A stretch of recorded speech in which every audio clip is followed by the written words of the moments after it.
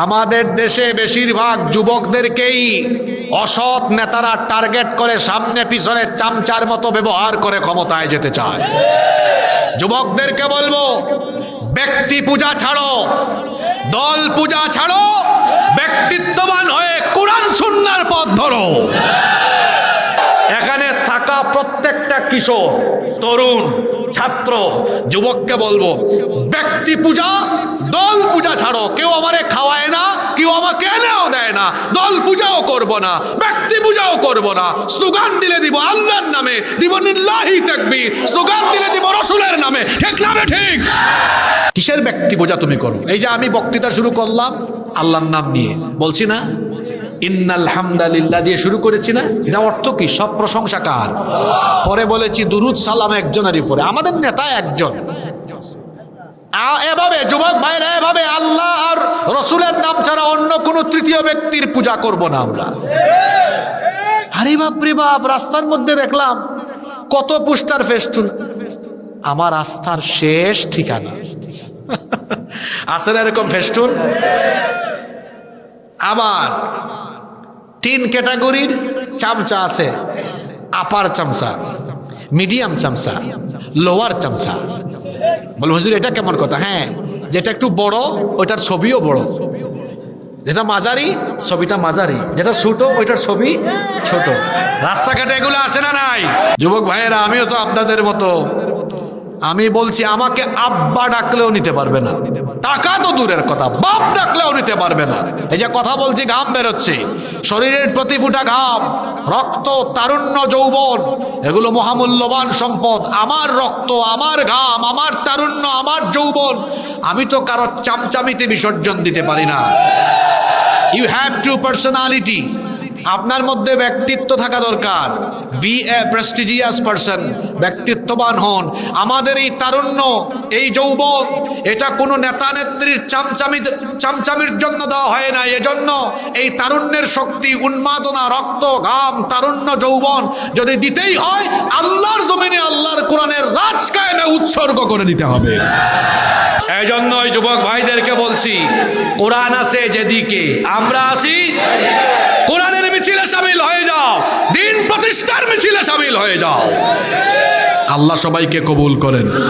তাহলে আমি 2 নাম্বার যে সমস্যার কথা বলেছি, এই সমস্যার কারণেও কিন্তু যুবকরা অনেক সময় দিগ্ভ্রান্ত হচ্ছে। অসৎ নেতৃত্বের অনুসরণে বহু যুবক নষ্ট হচ্ছে। ঠিক না ঠিক? আমি গত 3-4 মাস আগে মালয়েশিয়াতে গেলাম। পুত্রাজায়া মসজিদের নাম আপনারা শুনেছেন তো? পুত্রাজায়া মসজিদ, সেখানে ঢুকলাম জুমার দিন। ডাক্তার জাকির নায়েক ঢুকলেন, 2-3 জন লোক ওনার সাথে ঢুকে গেলেন। আমাদের দেশে তো হুজুর আসলেও সেলফি, এটা নাই। ছবি কিছু তুলছে জুমার পরে, সবার বাড়ি বাংলাদেশে, ইন্ডিয়ায় আর পাকিস্তানে। রেগুলার পাগল। কিছুক্ষণ পরে গুরুত্বপূর্ণ 3 জন মন্ত্রী একটু পরপর এসেছেন। বাংলাদেশি কমিউনিটির কয়েকজন ভাই আমাকে ওখানে নিয়ে গিয়েছিলেন। আমি একটা প্রোগ্রামে যাব, যাওয়ার পথে বললেন, হুজুর আপনাকে এখানে নিয়ে আজকে জুমার নামাজ পড়ব। বললাম চলেন। 3 জন মন্ত্রী ধারাবাহিকভাবে একটু পরপর ঢুকলেন, সাথে একজন পুলিশ, আর কেউ নাই। ঢুকেছেন, কোনো পিএসটিএস কিচ্ছু নাই। আমি তো আর চিনি না, জানি না। আমাকে বলতেছে, এক ভাই, হুজুর চিনেন এই যে ঢুকলো কে? আমি বললাম, আমি কেমনে চিনব? কইনি ক্যাবিনেটের একজন মিনিস্টার। আমি বললাম, কি বলেন? আমাদের দেশে তো মিনিস্টার বাদ দেন, মেম্বারের সাথেই তো কারবার আছে।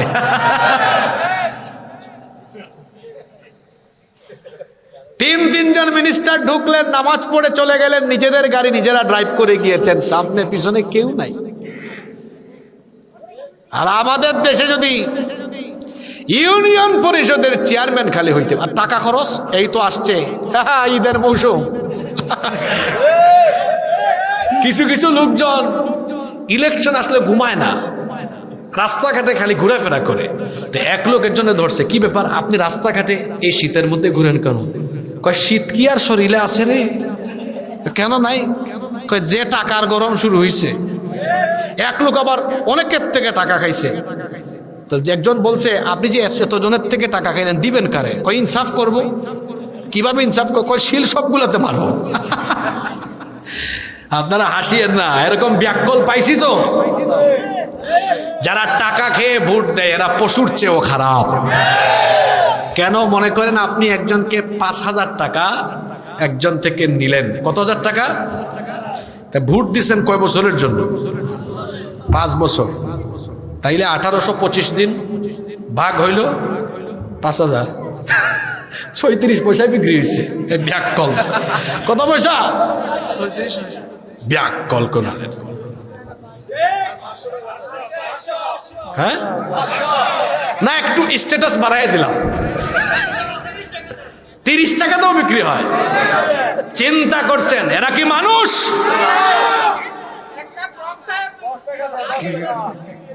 যাই হোক, সম্মানিত বাবারা, প্রিয় যুবক ভাইয়েরা, অসৎ নেতৃত্বের অনুসরণ আপনাদেরকে ছেড়ে দিতে হবে।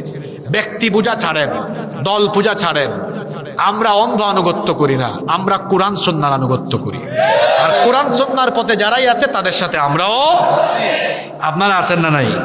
যুবকদেরকে টার্গেটও করা হয় কিরকম, যে আমি আমার লক্ষ্য হাসিলের জন্য আমি যুবকদেরকে ডেকে আনলাম, সামনে পিছনে দেখেন না কি শুডাউন। যুবক ভাইয়েরা, আমিও তো আপনাদের মতো, আমি বল